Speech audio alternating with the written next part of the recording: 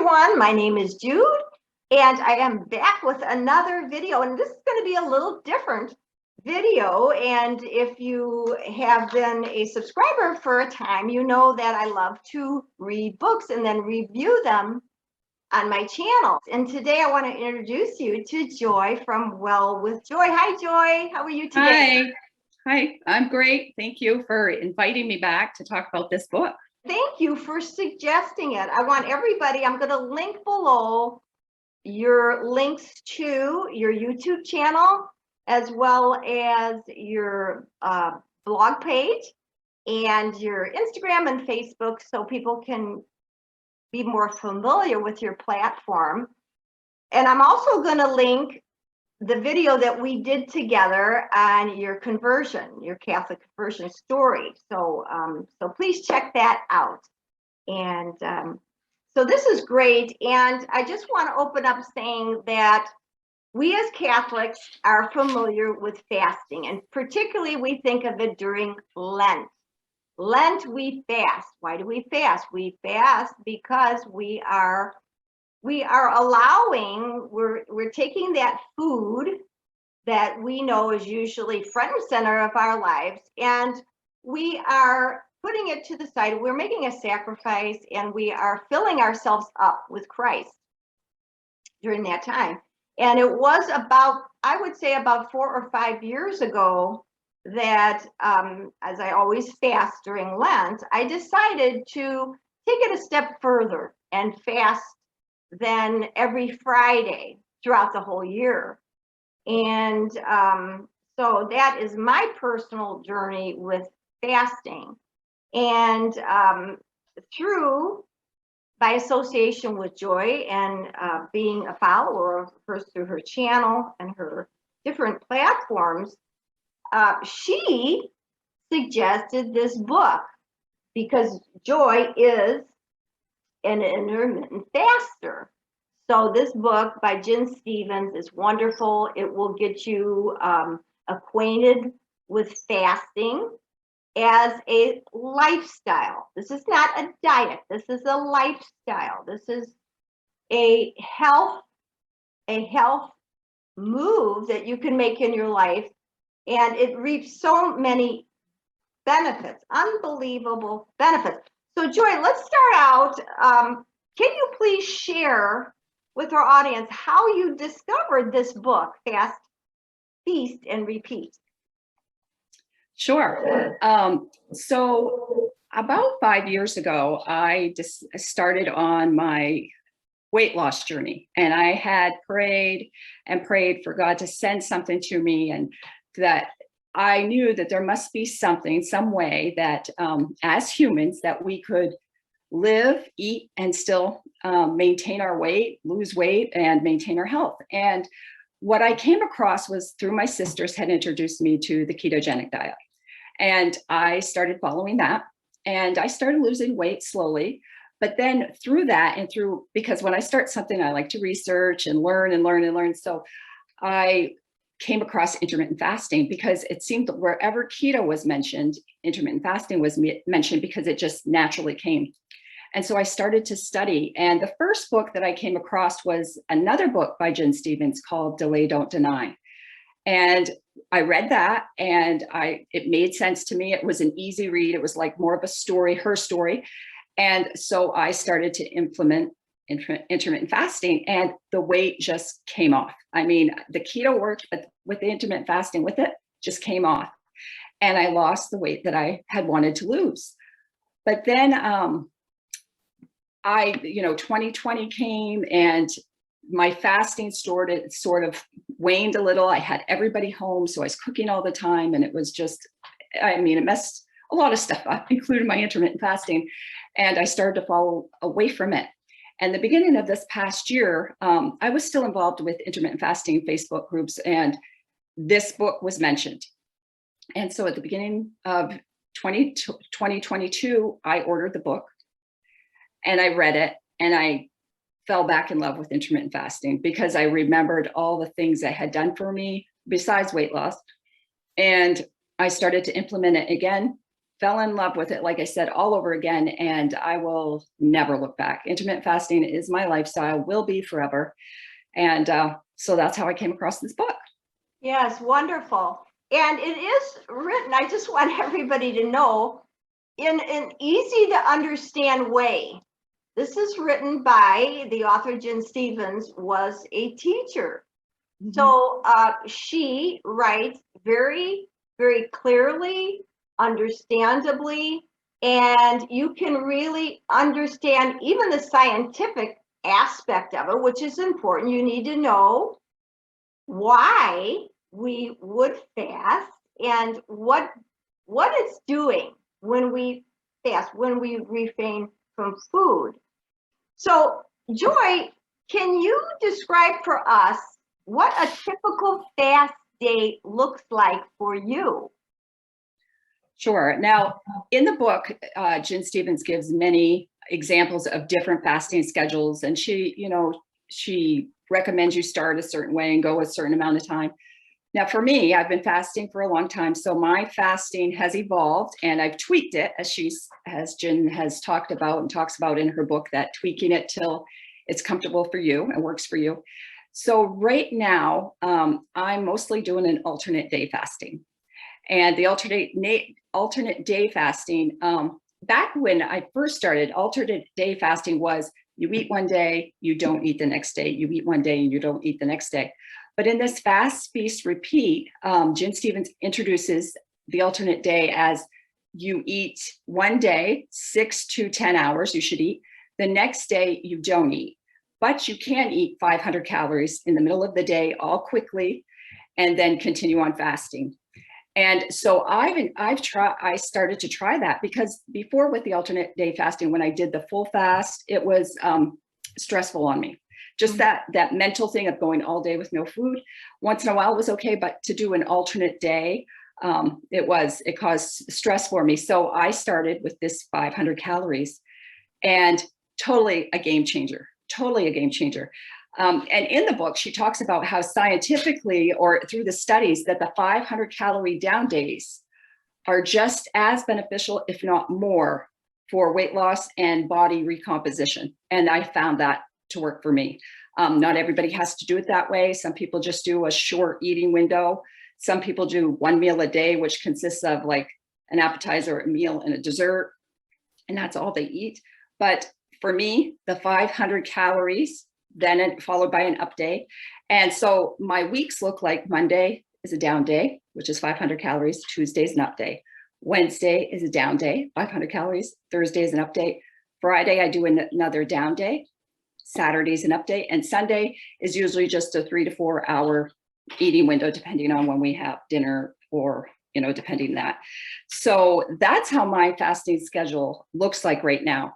And I usually don't eat till afternoon. I just drink on black coffee and water all morning long until I feel like I want to eat. And I usually make sure that my fasting, I've fasted at least 19 hours before I open my window. So as long as I've gone 19 hours, I can open my window, and then that's usually afternoon, and I go from there.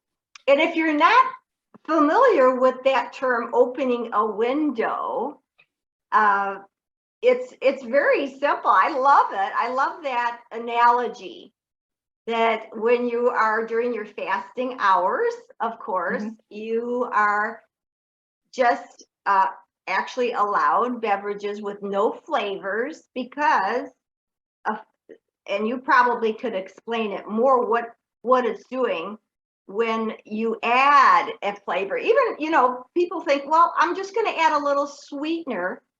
Well, first of all, let's talk about the allowed beverages. You see, I've got my water here today, and I always use, I like a mason jar just because this is a big one, and I can, fill it to the top, and instead of just having one big pitcher, it's a visual for me to say, okay, I'm gonna accomplish this, and then I will refill. So Joy, tell us, what are the allowed beverages when you are clean fasting?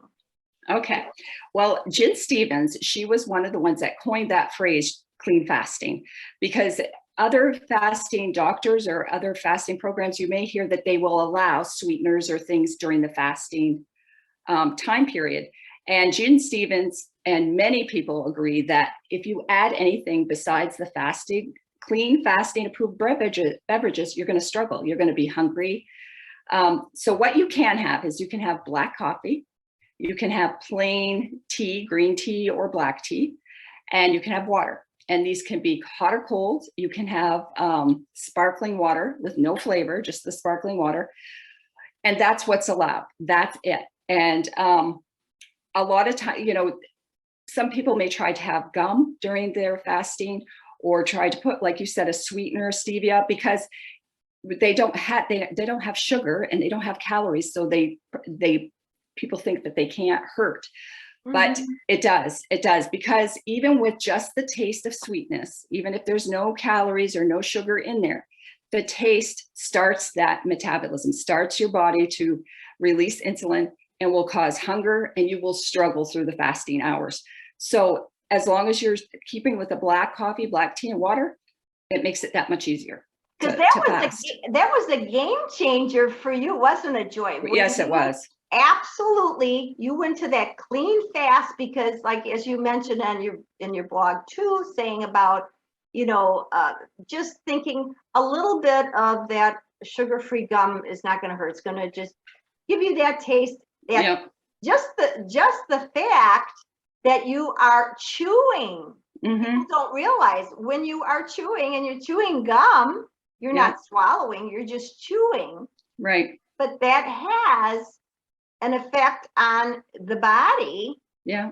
Where it's as if you're eating. Right. The body's expecting, you're chewing, so the body's expecting food. So it's getting the enzymes and everything going. And and then you struggle because then hunger sets in, because that insulin will come take care of your blood sugar or start to work in your bloodstream, and you get that hunger. So, you may say, well, I'm still going to make it to my 19 hours, but you are white knuckling it. You are trying to get through with that hunger. And if it's just coffee and water and tea, the plain, you don't have that struggle. You may in the beginning, but your body quickly adapts, and you can get through it with just that. As Joy and I talked a bit before we went on, my idea of coffee before was basically 3/4 flavored creamer and a quarter coffee. And so now I actually agree with you that there's something about that black coffee. It's helped me to extend my fast longer than what I would have been, able to do. And I think a lot of it is mindset, because I think there's a lot of people that think, oh my gosh, there's no way that I could go that many hours without eating. I mean, since we've been born, we just eat. When we get hungry, we eat. And so it's also a mental state of mind too. Yeah. Now, Joy, what health benefits have you achieved since you've incorporated your intermittent lifestyle fasting change? Yeah. A lot of the benefits, most of the benefits that came were very surprising. Now, I expected from what I read that I would lose weight, and that happened. But I was at that time when I first started intermittent fasting, I was struggling with plantar fasciitis. I could not go on walks. I was rolling my feet on those frozen, I get those 20-ounce soda bottles, fill it with water, and I was rolling those on my feet, wearing braces to bed. And both feet, I couldn't even walk in my house without putting a slipper or something on, because just bare feet it was horrible.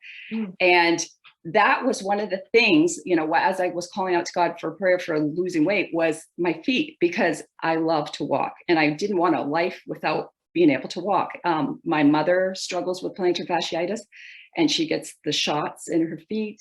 And she just gets those shots. They wear off and she has to get them again. And I thought, I do not want to go through that. But intermittent fasting, within 4 weeks, not even 4 weeks, when I started, my plantar fasciitis completely went away. I could walk. I didn't have any pain at all. I could stretch my feet, nothing. And that was just amazing to me. I didn't even expect that really through intermittent fasting. The other thing was I had brown patches on my face. You know, when you age, you get that melasma or whatever. That completely went away. And that probably took a couple months before I noticed it. And then I'm like, where are those patches? They're gone. Amazing. And you Yep. weren't using any lighteners or creams Nope. that were, it was Nope. an internal, because Yep. we have to remember that when we fast, we reduce inflammation in the body too. Yeah. And then your body can heal itself. It can do, our bodies are so wonderful and they're so capable of healing so much. And when we give them that rest during fasting, our body can do what it's created to do. And so these wonderful things happen. Besides that, the mental clarity. I didn't have a brain fog anymore. I had just a clearer mind. And the other thing was energy. I didn't even think that fasting would give me energy. Completely gave me, I mean, I can go and go and go all day. I don't need a nap during the day. And I'm busy. I have a lot of kids around. I have lots of stuff to do, but I'm still able to do it. And yeah, so those. Joy, I love your latest video. So everybody go to the link below and subscribe to Joy's channel, Well with Joy, because she will be continuing her journey with you and many topics, faith, which is woven, and we'll get into that, woven into your journey as well. But she has a wonderful video, 5 tips to increase your intermittent fasting success. So this is wonderful. She is right there with you. I think you've got a mission here, Joy. I really see it happening for you, because you know, people can relate to someone who themselves have walked the walk. Right. And right. that's what you're doing. Right. So yes, mental clarity, weight loss, energy. And how about this, Joy? Because I think all of us at one point, if we're going to be incorporating this, we may find ourselves, when we're watching those around us eating something that really looks good, maybe we're on our 13th or 14th hour of fasting, what would you say that would be a helpful tip for those watching out there to break through those moments? Well, this has been, I went through many times like this where I was hungry and they were having pizza or whatever it was. And I, like you had said before, is mindset. One of the things that I do regularly is speak to myself about, why am I doing this? Why am I intermittent fasting? What am I trying to achieve? Because it's not a diet, like you said, it's a lifestyle. And you have to have your clear reason. Why am I doing this? And once you can really acknowledge that and understand what your reason is, it's very easy to delay. And I don't mean denying yourself. I don't mean you see that pizza and think, I can never have that pizza. It's quite a different thing to say, I can have a piece of that pizza when I open my window, when I'm in my eating window. I just can't have, I choose not to have it now.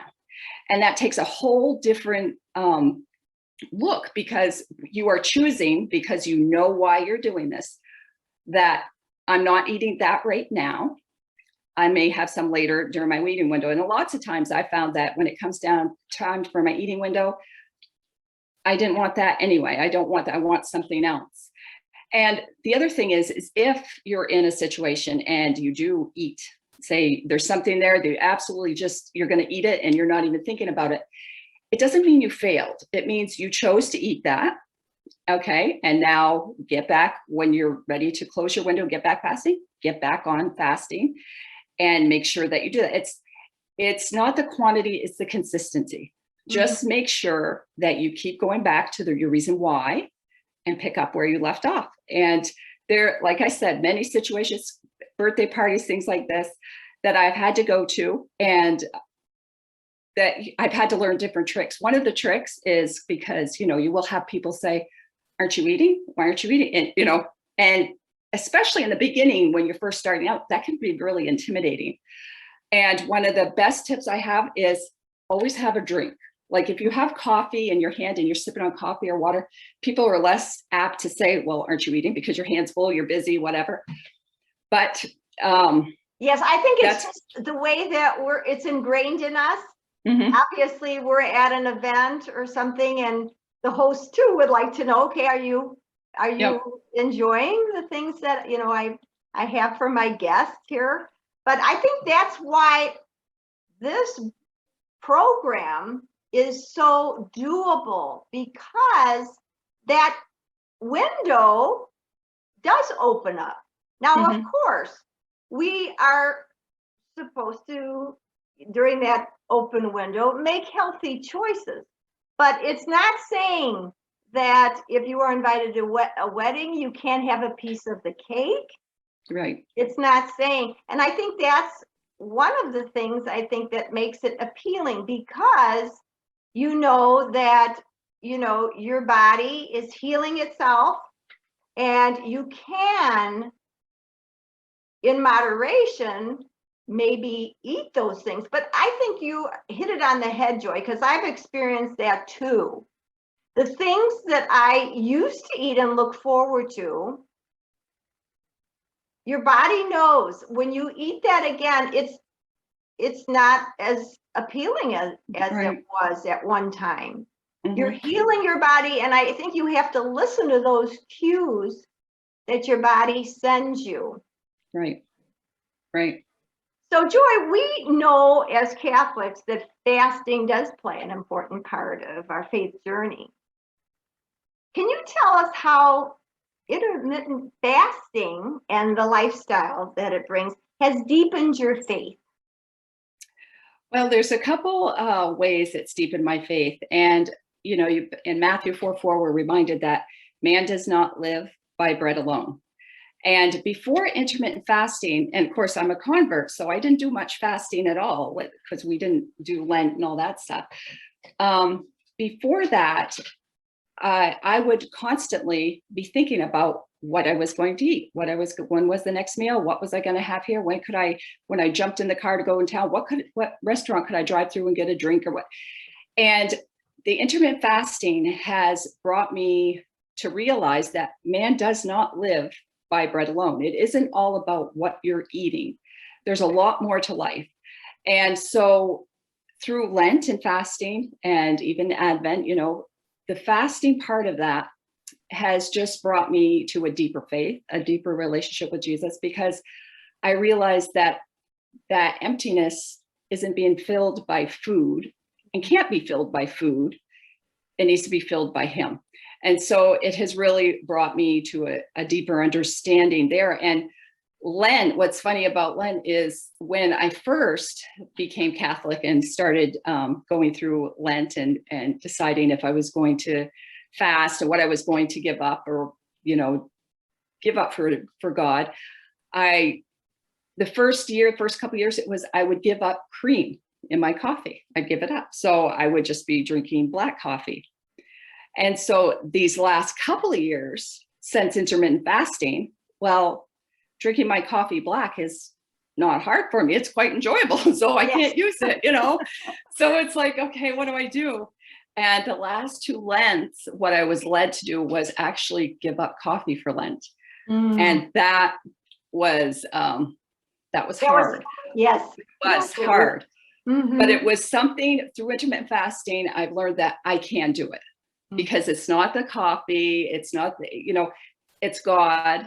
And that's who I need to focus on. That's who I need. And so intermittent fasting has led me to know that I need more of him in my life. I don't need more food. I don't need more sweets. I don't need, and it moves into anything, whether it's TV, whatever it is. It's helped me realize that denying myself of the things I may want is good for me. Mm-hmm. It's good for me. So, and I learned that through intermittent fasting. Beautiful. Yeah. Because if you've experienced this, you know that, that emptiness, that void it just makes more room to be Christ-centered. Yeah. And so I love that. And Yeah. Joy, what would you like those who are watching this video today, what would be a great takeaway that you'd like to highlight? Well, I would like to highlight, first of all, I'd like to reiterate what we've said, that intermittent fasting is not a diet, it's a lifestyle. And it doesn't mean that you have to follow the way I do it or the way somebody else does it. It can be made your own. And by getting a good resource like this Fast, Feast, Repeat can help you just easily incorporate this into your lifestyle. And you can use it to heal, you can use it to grow, and you can use it to lose weight. And there's so many, I mean, the benefits of, high blood pressure, high cholesterol, just the different things, the visceral fat that we hold inside around our liver and stuff. Intermittent fasting is proven to help with so many health issues and mental issues about, to ward off things of diseases of the brain and inflammation. So just that you can't think of it as a diet. It has to be a lifestyle, and just try it. Try it for 30 days. Commit to it for 30 days, figure out why you want to do it and commit to it, and just see what can happen. And in this book, she also has the 28 fast start program, which for 28 days, she walks right through how to begin it, how to incorporate it into your life. And and like you said, that is the key. The key is to give it a try, and it will lend itself to a whole new awakening for your body. Yeah. That will also incorporate your mind, will incorporate your faith journey too. Mm-hmm. So I definitely I thank you for recommending this book, because it has certainly made a difference. And I want everybody out there, please, I'm inviting you to go to Joy's platforms. I'll link them all below, so we can continue this journey with Joy, because as I said, this is her mission and part of her mission, and it's great to be able to share that with somebody else. And that's why we're here on this platform, that we feel that we're called to share the good news. We are temples, and we are grateful for the gift of health, and we try to do what we can so that we can, if we're healthy and if we feel energized and well, then we can go out and spread that good news and continue to do the work that we're called to do. So thank you, Joy, so much. It's been wonderful. Thanks so much for joining me today. Oh, thank you. It was so much fun. Bye, everyone. Have a good day. God bless.